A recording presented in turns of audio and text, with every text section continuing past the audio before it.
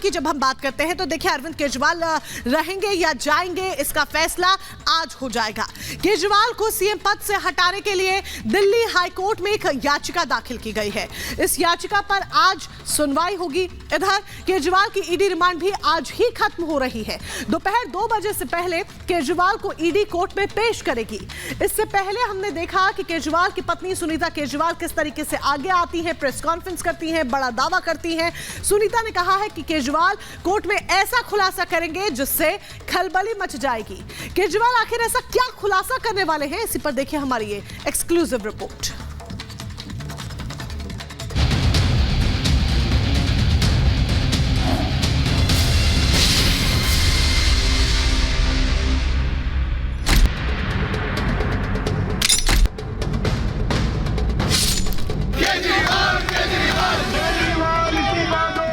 क्या केजरीवाल ने वो ब्रह्मास्त्र निकाल लिया है?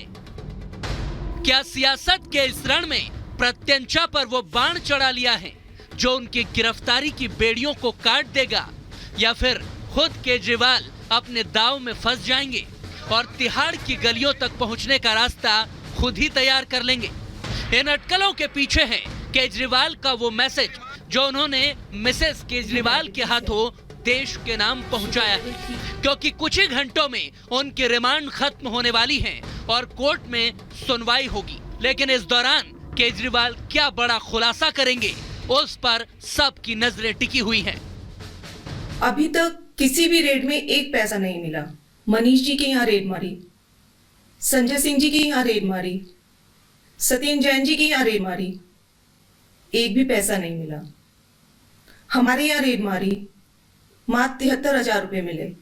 तो वो इस सो कॉल्ड शराब घोटाले का पैसा है कहां? अरविंद जी ने कहा है कि इसका खुलासा वे 28 मार्च को कोर्ट के सामने करेंगे। सुनीता केजरीवाल उसी कुर्सी और मेज पर ये मैसेज दे रही थी जहां से अरविंद केजरीवाल दिल्ली वालों को संबोधित किया करते थे। तो क्या उनका ये संकेत है कि अब सुनीता ही केजरीवाल की सत्ता संभालेंगी? क्योंकि दिल्ली हाईकोर्ट ने अरविंद केजरीवाल के बाहर आने के रास्तों पर फिलहाल फुल स्टॉप लगा दिया है। लंबी सुनवाई और दलीलों के बाद हाईकोर्ट ने केजरीवाल को अंतरिम राहत देने से साफ इनकार कर दिया। अब तो ये स्पष्ट है केजरीवाल भ्रष्ट है। जिस दिन माननीय न्यायालय ने जब ये दोबारा गए थे और उसी दिन स्पष्ट कर दिया था कागज देखने के बाद कि जाइए जांच में सहयोग कीजिए, उसी दिन तय हो गया था कि अरविंद केजरीवाल की भूमिका इस पूरे घोटाले में क्या है। और जिस तरह का प्रपंच आम आदमी पार्टी के नेता रच रहे हैं, जैसे जैसे इसकी पट्टी खुलती जाएंगी, इन सबको मुंह दिखाना भी भारी पड़ने वाला है। करप्शन के इस खेल में अब गिरफ्तारी, रिहाई और इस्तीफे की लड़ाई चल रही है।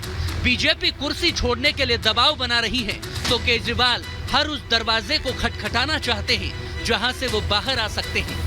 इसीलिए तो दिल्ली हाईकोर्ट में दाखिल अपनी याचिका में अरविंद केजरीवाल ने क्या कुछ दलीलें दी और उसके बाद सुनवाई के दौरान दिल्ली हाईकोर्ट ने उस पर क्या टिप्पणियां की, अब जरा उसे भी तफसील से जान लीजिए कि आखिर कोर्ट रूम में क्या कुछ हुआ।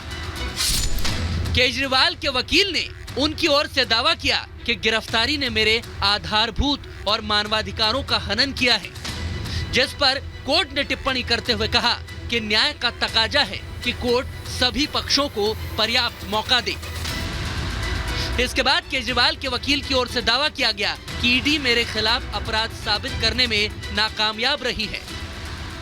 तो कोर्ट ने एक टिप्पणी की कि हो सकता है ईडी के पास नए सबूत हों जो पेश किए जा सकते हैं। बिना पूछताछ के गिरफ्तारी की कार्रवाई राजनीति से प्रेरित है, ये केजरीवाल के वकील ने कहा। कोर्ट ने एक टिप्पणी की कि गिरफ्तारी की वैधता पर बिना विचार किए रिहाई पर कोई फैसला देना संभव नहीं है। केजरीवाल ने एक और दलील दी कि ईडी की कस्टडी से मेरी तुरंत रिहाई हो और रिमांड को भी रद्द कर दिया जाए। तो दिल्ली हाईकोर्ट ने टिप्पणी की कि हिरासत से रिहाई पर फैसला लेना जमानत देने जैसा होगा और ये वो फिलहाल नहीं कर सकते।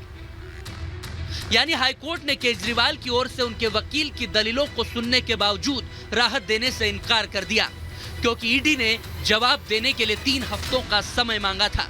हालांकि ईडी से 2 अप्रैल तक कोर्ट ने जवाब मांगा है। जिसके अगले दिन यानी कि 3 अप्रैल को फिर दिल्ली हाई कोर्ट में इस मामले पर सुनवाई होगी। आज एक और झटका लगा है अरविंद केजरीवाल आम आदमी पार्टी और उनके ड्रामेबाजी को, उनके प्रोपेगेंडा को हाईकोर्ट की तरफ से जब कोई राहत देने से इनकार कर दिया है। उल्टा अब तो supreme court, high court, lower court, चाहे मनीष सिसोदिया हो, संजय सिंह हो, विजय नायर हो, किसी को राहत नहीं दे रहा। ना कोई केस क्वॉश कर रहा है, ना वो इस तर्क पर यकीन कर रहा है जो आम आदमी पार्टी कहती है कि कुछ नहीं मिला, चवन्नी तक नहीं मिली। कोर्ट तो कह रहा है कि बहुत कुछ मिला है, इसलिए आपको जेल में ही रहना पड़ेगा। इस देश के इतिहास में पहली बार हुआ है कि एक सिटिंग चीफ मिनिस्टर को गिरफ्तार कर लिया गया है, वो भी नेशनल इलेक्शंस की घोषणा के बाद। तो आज ये बिल्कुल साफ है कि अरविंद केजरीवाल की गिरफ्तारी एक इस देश के लोकतंत्र पर हमला है। 24 के चुनाव सिर पर हैं। ऐसे में केजरीवाल का अंदर जाना उनकी पार्टी के लिए सबसे बड़ा झटका है, क्योंकि जिस वक्त आम आदमी पार्टी को संसद में अपने नेताओं को पहुंचाने की तैयारी करनी थी, उनके लिए प्रचार करना था, उस कीमती वक्त में पूरी पार्टी केजरीवाल को बचाने के लिए सड़क पर है। हर दिन प्रदर्शन हो रहे हैं, बस जगह बदल जाती है। मगर इस संकट के वक्त में आम आदमी पार्टी के एकमात्र लोकसभा सांसद सुशील रिंकू ने भी पार्टी को दोपहर में एक बड़ा झटका दे दिया और वो बीजेपी में शामिल हो गए। तो शाम को दिल्ली हाई कोर्ट से केजरीवाल एंड कंपनी को निराशा हाथ लगी और उन्हें अंतरिम राहत नहीं मिली। आज रेगुलर कोर्ट में भी जाए, कोर्ट ने किसी तरीके से इंटरवीन करने से मना कर दिया। एक बहुत स्पष्ट है, ईडी ने दिल्ली के सबसे बड़े घोटाले वाले, सबसे भ्रष्ट और जिसने बच्चों को शराब परोसी, नशा परोसा, दिल्ली को नशा दिया, ऐसे मुख्यमंत्री को अरेस्ट किया है, जो कि जस्टिफाई है, कानून के दायरे में की। अरविंद केजरीवाल जो दिल्ली के मुख्यमंत्री हैं, उनकी गिरफ्तारी हुई है, तो पूरी ताकत के साथ दिल्ली, पूरा देश और पूरे दुनिया के अंदर इस गिरफ्तारी के खिलाफ आवाज उठ रही है। केजरीवाल जब से गिरफ्तार हुए हैं, उसके बाद से ही कोर्ट कचहरी की भागदौड़ चल रही है। हाई कोर्ट में सुनवाई हो चुकी है, तो अब केजरीवाल की रिमांड खत्म होने वाली है। इस मामले में राउस एवेन्यू कोर्ट में सुनवाई होगी।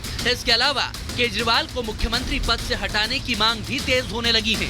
एक जनहित याचिका कोर्ट में दाखिल हो चुकी है, जिस पर दिल्ली हाई कोर्ट के एसीजे की डिवीजन बेंच में सुनवाई होने वाली है। तो क्या केजरीवाल के सियासी भविष्य का फैसला जल्द हो जाएगा? Bureau report, Republic Bharat. और दिल्ली शराब घोटाले मामले में ईडी का जांच का दायरा अब गोवा तक जा पहुंचा है, क्योंकि गोवा के आप के 4 नेताओं को ईडी ने समन भेजा है। देखिए 1 मिनट में पूरी रिपोर्ट। गोवा आप के अध्यक्ष अमित पालेकर को ईडी ने समन भेजकर आज पूछताछ के लिए दिल्ली ईडी ऑफिस में बुलाया है। ईडी का आरोप है कि आपने अपने गोवा चुनाव अभियान में लगभग 45 करोड़ रुपए की अपराध की आय का इस्तेमाल किया था, जिसमें कथित तौर पर साउथ ग्रुप द्वारा दी गई 100 करोड़ रुपए की रिश्वत शामिल थी। प्रवर्तन निदेशालय ने आम आदमी पार्टी के गोवा चीफ अमित पालेकर समेत पार्टी के 2 नेताओं को पूछताछ के लिए बुलाया है। एजेंसी ने भंडारी समाज के अशोक नाइक को समन भेजा है। गोवा के एक और नेता दत्त प्रसाद नाइक को भी एजेंसी ने समन भेजा है। हालांकि आपके गोवा चीफ अमित पालेकर ने एजेंसी के इन आरोपों को खारिज किया था और कहा था कि पार्टी ने अपने दम पर चुनाव लड़ा था। दिल्ली के मुख्यमंत्री अरविंद केजरीवाल की गिरफ्तारी के बाद एक्साइज पॉलिसी में कथित घोटाले की एजेंसी लगातार जांच कर रही है। Bureau report, Republic Bharat.